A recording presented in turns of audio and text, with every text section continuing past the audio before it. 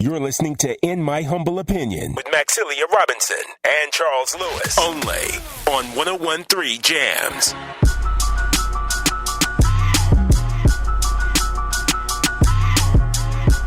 In My Humble Opinion talk show. We're back again. Middle of the show, second hour.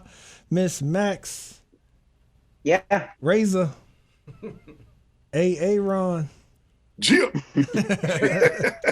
Yeah, thanks for joining us. And Miss Max, for the second hour, we gonna keep the hits coming. Okay. But yeah, for the people that just may be joining us, Miss Max, what you got to say? What if they want to hear how you can come host an event for them, or want to give you good feedback on how lovely you sound on the radio? How can they reach you? Oh, you can reach us at the station, 434-422-9101. Hit us up on Facebook. And I'd give you our email if I knew it off the top. What is it? IMHO talk show at Gmail. There we go. That's right. That's right. So many ways.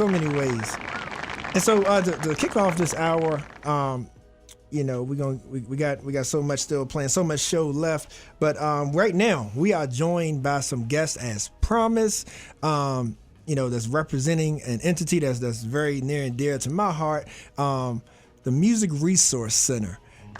And for those who haven't heard the news, Aaron, Razor, Miss Max, if you haven't heard, a voice very familiar, to our audience, our brother Nathaniel Starr, a.k.a.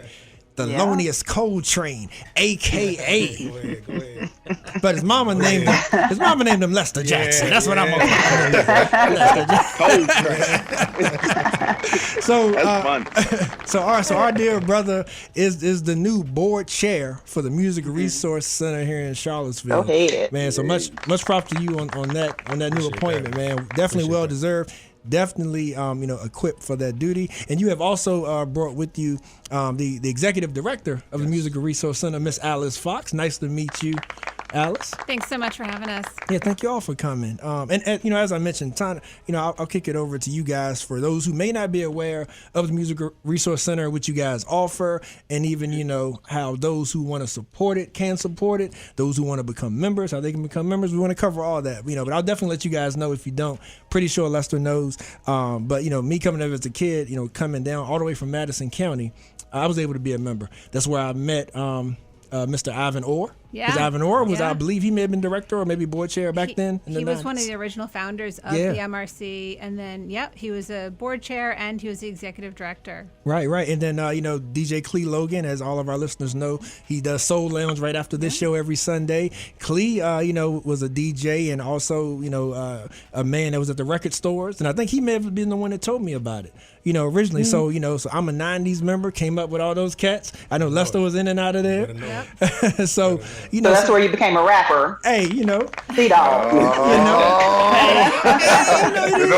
The notorious CD. We might need a quick 16. I may spit a high 16 before the segment's over. You know what I mean? Hey, I gotta get warmed up. Yeah. We got C-Pop. But as you said, like the leadership and the location, everything has evolved. So maybe Alice, maybe you want to give us sort of a quick history on why the center was created and sort of the evolution that led up to where we are now. Sure, absolutely. Yeah. So the MRC was founded in 1995, and when you guys were members way back when, we were above tracks. That was sort of how it all started. And then we have been at the 105 Ridge Street building, which is the old Mountain Zion Baptist Church. So we've been in that building since 2004. So that is where you find us today, and the program is run through the basement. But, I think one of the most amazing things about the MRC is we recently redid our mission statement. The board looked at it, and the reason the MRC was founded back in 1995, our mission is still very much the same, and it's really just serving the youth of our community through music and making sure that it's affordable to everyone in our community, no matter what. That's right. Thank you for that.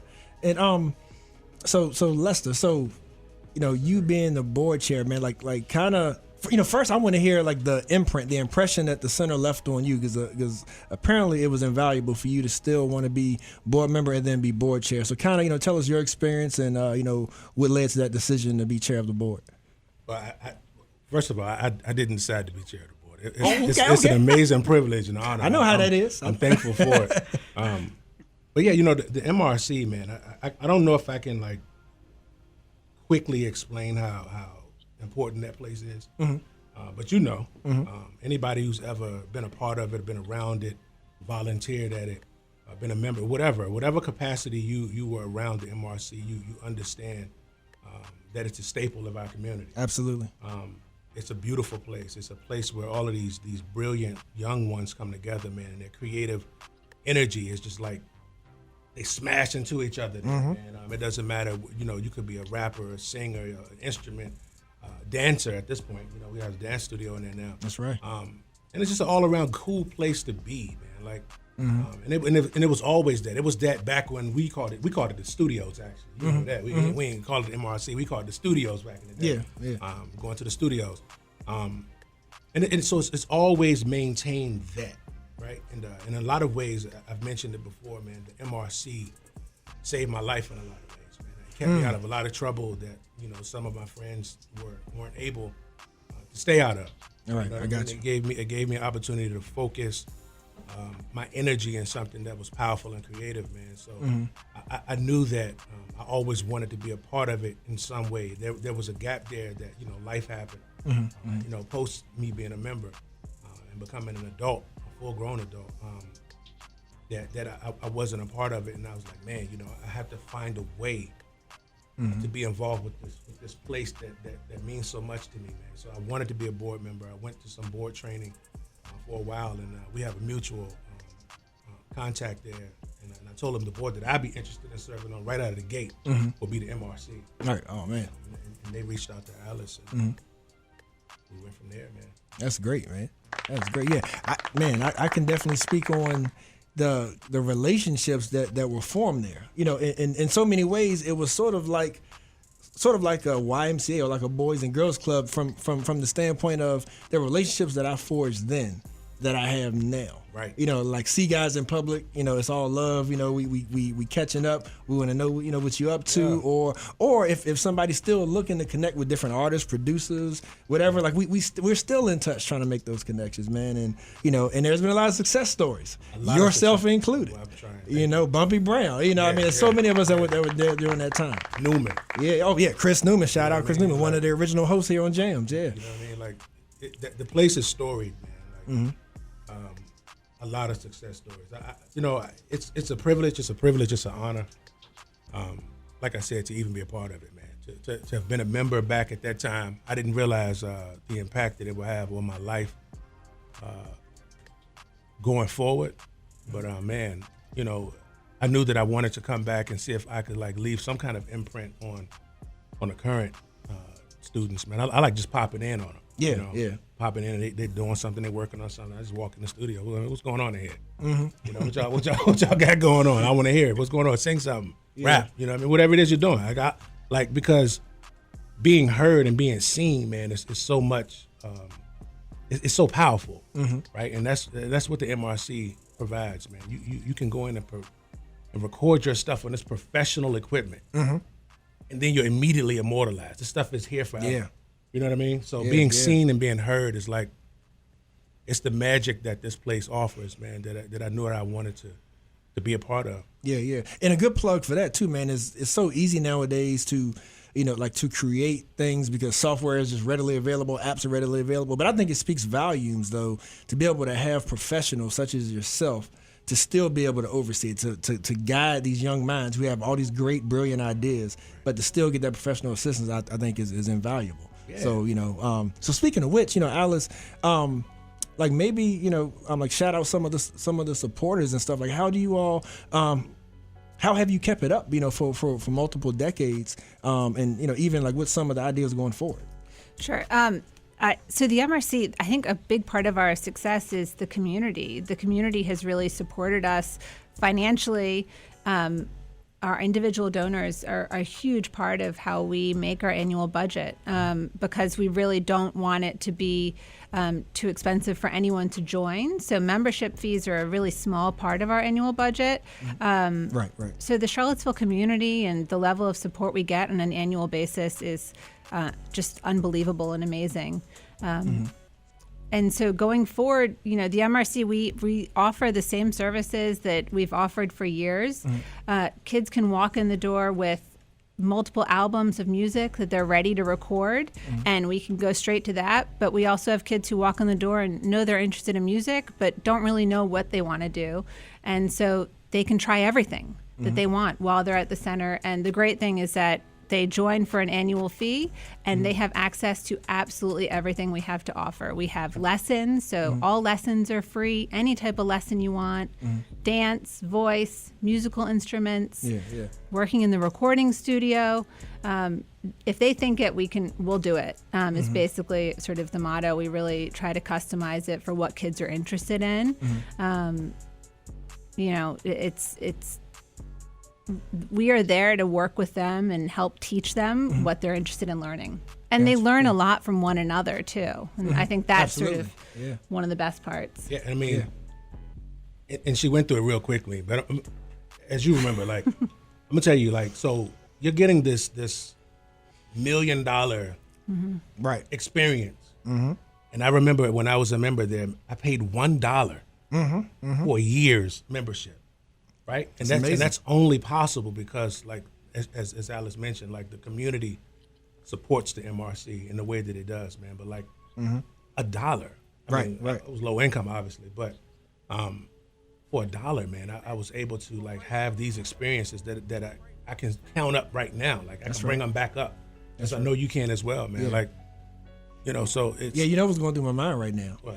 Like, my brother, like, one of the best relationships that I forged, and I would be so remiss if I didn't mention it, but I got to say, rest in peace to my man Jermaine Jackson. Come on, man. Fat God, Mankey.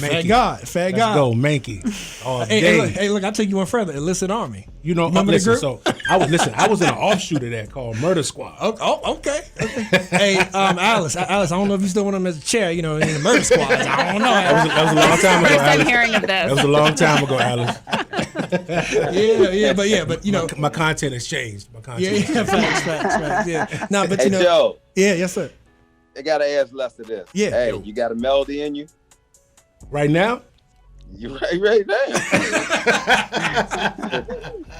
I mean, I can play a track, if I need to. Need background. Yeah. I mean, I always have a melody, man. But I'm kind of like, show and prove then. Let the people know what we're talking about. Hey, look, I'm nasally, man. I'm nasally. You know what I mean? Like, me too. Let me sound nasally when you up there trying to talk all sexy on there. Here we go. Sing the song, Anime. Let me get my life together a little bit. Let me. All right, that'll work. I see if I can squeeze something. Yeah. I did have a quick question, Charles. I was just curious about whether or not you find that a lot of kids from different backgrounds, nationalities, age groups, and things like that are signing up for the MRC. Yeah, so we have the MRC. It's just for 6th through 12th grade at this point. Okay. So as long as you are in 6th through 12th grade, whether you're homeschooled or you go to school, any of those, it's fine. And then, we have a huge range of kids who walk in the door. And we actually, the thing that I love is they may not have anything in common, but they know that they have music in common. And so it's a great place for a conversation to start. And we see it happen all the time. They'll walk down the hallway and they'll hear someone making a beat in a room, and then they'll collaborate and they'll make a song together. Just being around one another is incredibly inspirational, I think, for these kids. Yeah, and membership. Nice. You mentioned membership, and thanks for that question, Max. But yeah, like let the folks know, because you talked about like how affordable and how it's. The membership itself is catered towards the it not being about any financial means. It's really about if this is a place that you want to be. So tell us about the membership process. Sure. So the membership process is very easy. They can either come into the center any day, Monday through Friday, 2:30 to 7, and just pick up an application. They can fill it out when they're there, take a tour. It's really, we're drop-in and we're pretty laid back. Once they fill out that form, they're a member for a year. There's a sliding scale, so it is based on income. The majority of our members pay $10 or less for an entire year membership, which is amazing. Part of our mission statement is MRC is affordable to all. And so there's an option where even if that $10 is not doable at that time, we will always make the option to pay something less. Awesome. Yeah. Hey, Charles. Yes, sir. Hey, I want to do my part. What's the young lady's name? That's Miss Alice Fox. Miss Fox. Yes. Before you leave today, I'm gonna give you some money for 2 memberships, and you pass them out as you see accordingly. Wonderful. Thank you so much. You're welcome. Appreciate that, brother. That's right. That's right. Yeah. So, I definitely, I think it would be nice, when we close in a minute, to, not only just play one of your songs, and maybe that'll suffice Razor over there. Hopefully, try to get me on the spot. I'm up in here. But maybe even one of the tracks that you have done with one of your members there at the Resource Center. Maybe we could do something like that. Like I can tell you one of my favorites. Because I'm gonna go ahead and shout out this young lady too. Harley Saxon. Oh, yeah, I've watched her grow up. I've watched her grow. Like I remember when her dad was doing open mics, Verbs and Vibes, and I would go out to him. She was a kid, just watching it, soaking it all up, and then she would perform and hone her skills. Yeah. And to see the young lady she's become and the talent she's become, it's amazing. The Music Resource Center has a lot to do with that. She's tough. Yeah. She's tough. Yeah, but before we get to a track of your choice, man, definitely anything else, we want to make sure we cover the bases because I want folks to support. If those want to be members, make sure they know how to reach you guys. But any other thing you want to share? So our website is a great resource, which is themusicresourcecenter.org. Another way that the community can help support us is volunteers. We rely heavily on volunteers, and so especially when it comes to lessons, voice lessons, dance lessons, any sort of instrument, if people are willing to volunteer an hour or two of time per week, if they have beginning skills in any instrument, it's incredibly helpful for us to have community members, and it's a really great way to get involved at the center and sort of see what we do. We talk about the MRC, you really have to walk in the door and take a look around and check the place out before you have a real understanding of what the center is. It looks, you walk in the door and you're ready to join. So come take a tour. If you're interested in volunteering, also come take a tour, come check us out. Our doors are open 2:30 to 7 Monday through Friday, and we encourage drop-ins and just come see what we're about. Thank you for that. Charles, can I ask before we can I ask a quick question? Aaron, nobody cares that you used to DJ when you were a teenager in Queens. You see what you did right there, man. You see what you did. All right, notorious CDOG. But actually, no, man. Actually, this is a question for Nathaniel and also Allison. I know I follow Nathaniel, always watching him, but I always want to ask a musician and somebody that creates work about how they feel right now about the consumption of music in general.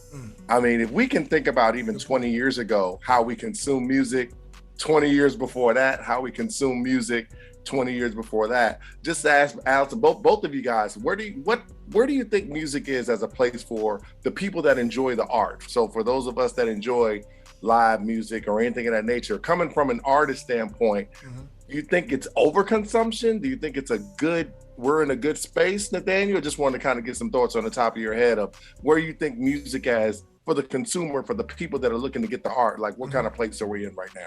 I think that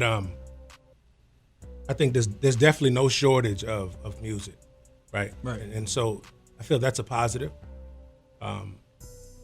But since that also is the case, it's easy for stuff that you may be interested in to get lost in the ocean of material that's there.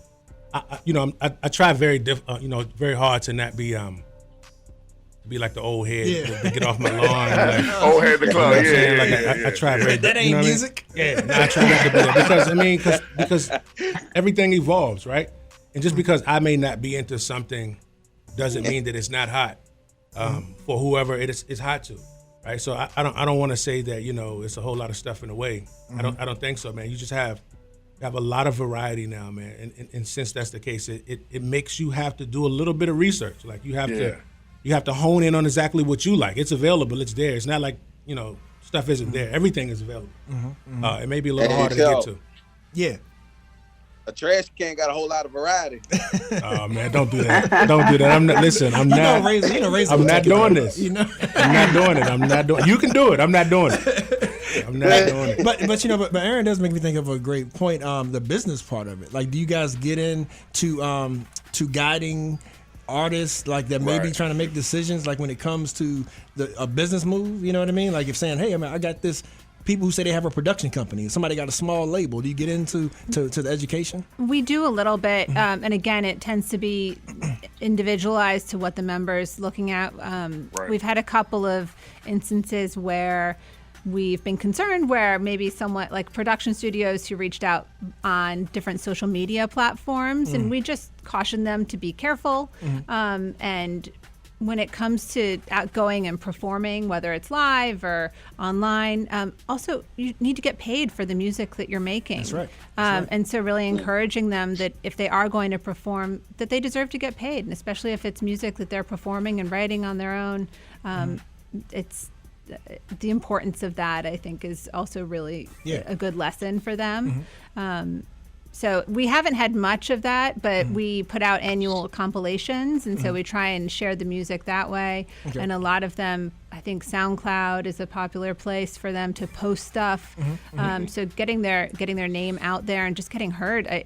There's a lot of music out there, and so there's a lot of competition, I think. Do you guys do any events throughout the year where you showcase the different talent that comes to the MRC? We do. COVID has sort of put a bit of a damper on that.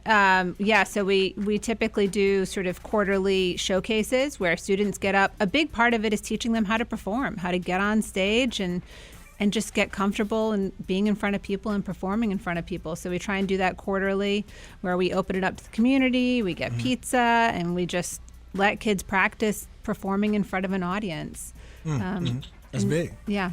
That's big, yeah. Hey, Charles, I just want to add something. I think it's so important to have the MRC and just to have different organizations that are in the best interest of trying to help the young people. And the reason why I mention this is so I saw an interview, and then we can go to break, but I saw an interview with Snoop Dogg was talking. And Snoop said, I wrote majority of the Chronic, Doggy Style, Dog Pound albums, and some of Dre's other album, and I have not seen a publishing check to any of that work to this day. Wow. And you think about, and then you know this, you think about the majority of the music that people love from him is from that age, but he does not get any royalties or publishing from any of that music that he wrote, which is his most popular. So when you have people, and he was a teenager and a young guy at that time. So when you have an organization like what Nate and Allison are trying to do, get with them because they're in your best interest. Because it just goes to show you the history of that when people are not in your best interest, this is a long-term game. A very long-term game. Yeah, what that makes me think about too is that even though there may not be quote unquote as much quality control, I will say that the industry being open like that does provide that freedom. Because I know Les and I have talked about this, as well. That freedom of being able to own your own and do your own without being at the mercy of a record label.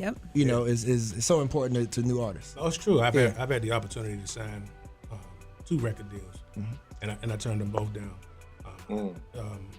for different reasons at different times at my life. But I'm thankful. I didn't know that story about Snoop. I'm thankful that that didn't change his love for the music, right? Because a lot of times those type of interactions can really like harm somebody who's a creative. That's right. That well, see, he still had success. We might be telling a different story if he didn't. That's why he worked like a dog, though. That's why he worked like a dog. That's true. I mean, as successful as he is now, you can imagine if he actually had points on those albums and songs. Right. That's crazy. That's unimaginable. Yeah, that's crazy.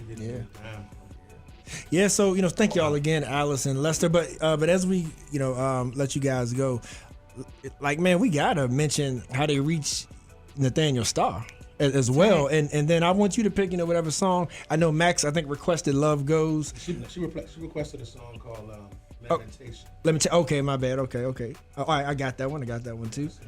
Yeah. Yep, and then or we can. I may get that retake yesterday on here as well. Who knows? With the Holly, whichever you want. It's y'all show, man. Y'all do what y'all want to do. I don't care what you play. So on Instagram, you can find me at Nathaniel Starr Music. Facebook, it's Nathaniel Starr. I don't really use Twitter a lot. I'm on there somewhere. I think it's I Am Soul Music, but. Listen, I'm gonna be honest with you, and I say this all the time. I'm not super duper active with the posting on anything, but I do check in. I am there, especially on Instagram. So yeah, that's where you can find me. And my music, you can find anywhere. If you Google Nathaniel Starr, but if you want to get it directly from me, my Bandcamp page is where you go. It's www.nathanielstarr.bandcamp.com. I sometimes put albums on there that I won't release to the public for, sometime, a couple years maybe sometimes. But yeah. Thank you, man. Thank you. You can get me. Yeah. Well, I'm gonna go ahead and plug that album, and the album Eros. That's what the retake yesterday is on, so y'all can look that one up. But this Lamentations track, what's the background behind that? Oh, Max, how you know about Lamentation? So I heard a snippet on via Facebook yesterday. I believe Nathaniel was on a podcast recently, and so they played a small clip of him performing the song. So this song, Lamentation, is that what you're gonna play? Yeah, we're going to play that. Okay, so if you're playing that one, that song is from an album entitled Lamentation. It's a blues album that I have not released yet. So this is more or less. I was about to say, because I thought I was up to date on your album. Yeah, no, it's not out. It's not out. So I did. So I've recorded 14 albums in a year and a half. So it's a whole lot of stuff that I haven't released. Putting in that work. That's work. Yeah, man. Thank you. But this song is off of a blues album that's to come out maybe this year. All right, cool. Well, Alice, Lester, thank you. Thanks so much. Please keep up the great work. The members and the youth, I'm sure, appreciate it, and they definitely need you. Yeah, we love being there, and come check us out. Will do. All right. Thank you for your work. You're listening to In My Humble Opinion with Maxilia Robinson and Charles Lewis, only on 101.3 Jams.